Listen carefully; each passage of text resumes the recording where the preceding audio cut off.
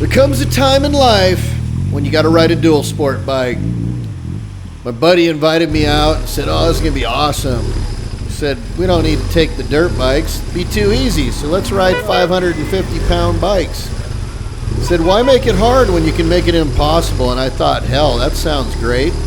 I'm 56 years old. That's what I need to ride dual sport. Woo! Pushing this thing out of the garage felt like pushing a piano. So Carlos said this thing is as light as a feather. Check me out. I'm like, yeah, I'm cool. Here comes river number one. Yeah, I think that dude is whistling because he's like, you crazy son of a nutcracker. Here we go again. Another old guy on a dual sport bike. Alright, so now Carlos has me on this other bike without a windscreen. I like this better. Looks a lot better to me.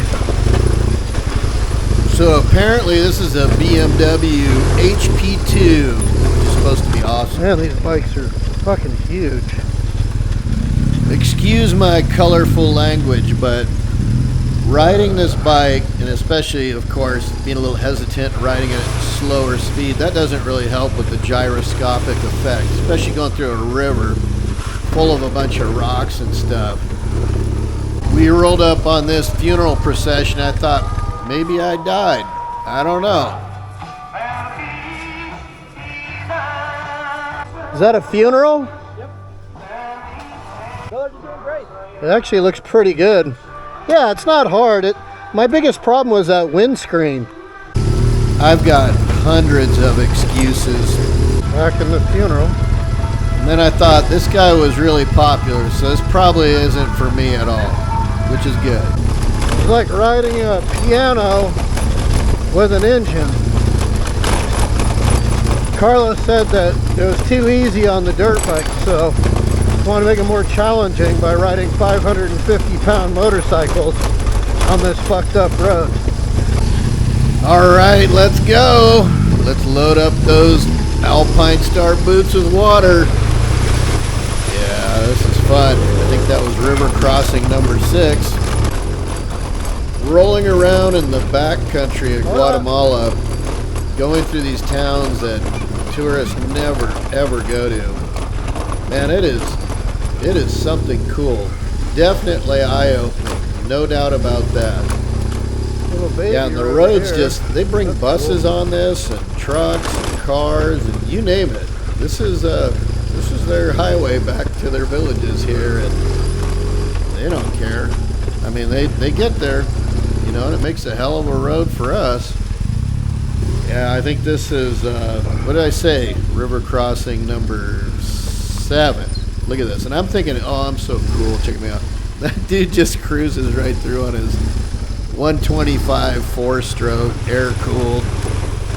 So, yeah, I'm cool. I just, you know, we just got to go with it and just let it be. Let me enjoy being an elder statesman. I do have to say, these bikes have a lot of horsepower. I think it's like 100 or 105, something like that. You can really move out. And I know when I first got on these dirt roads, Carlos was probably looking at me, and it was like watching paint dry. He's probably bored out of his mind. But, you know, once I got the hang of it, and I was able to deal with the roads, let's just say the suspension, you know, and I was able to roll on the throttle with a little more confidence. It was pretty fun, and it's like once you get going on these things, they move out. My only real big concern was when I was on the road, I kind of felt like I was doing stupid stuff because it's like I had so much power in my hand, I could pass, you know, I don't know. I think I need to stay on the dirt bike. Anyway. Yeah, I've been through these little towns here before, and it's crazy because it's like, look at that, you know, you want an ice cream? Okay. You know, these guys are carrying wood on their head and stuff, and then you're like sitting there eating a chocolate-covered vanilla ice cream, and it's amazing. Here we go, river crossing number 8. That's good stuff right there. Look at that. Can you imagine that? Again, it's like I think I'm all cool, and then tuk-tuk dude comes through as another 4-stroke 125. They're just rolling right through. And I'm just crapping my pants thinking, man, I hope I get through this thing. All I gotta do is just put on a little more gas and just run it. I mean, look at that. Those things just take off. Carlos is a damn good rider. So this is my first time on a big boy dual sport bike. And I have to say, this is a trip.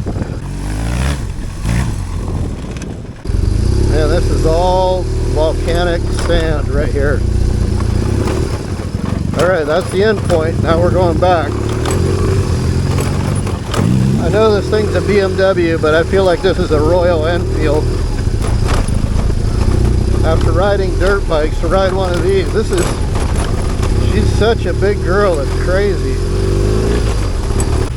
The last time I was on this road, you may remember this from my famous Riding with Troy Lee video. He did all of this with his buddies a couple years ago. That video probably got 193 views, so it really went viral. But it was cool to meet Troy Lee, and it was cool to ride this road with him. But again, we did it on dirt bikes, not on these big dual sport bikes. So that's something. Yeah, watch this. Look at that. See that? That was my big pass. And Carlos is like, laters.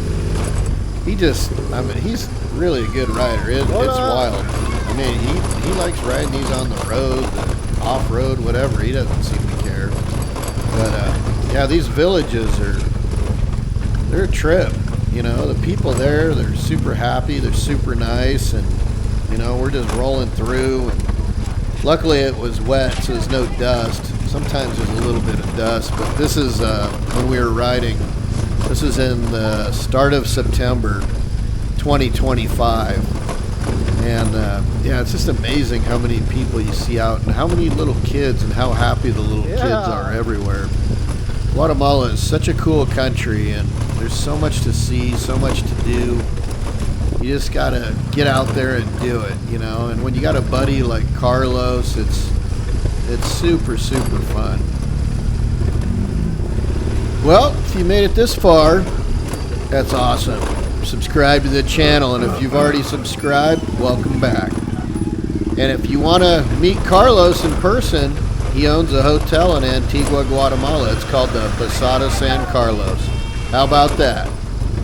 And he can set you up with all the guys to do a tour just like this. All right, guys, take it easy.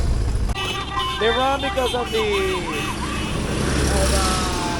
independence.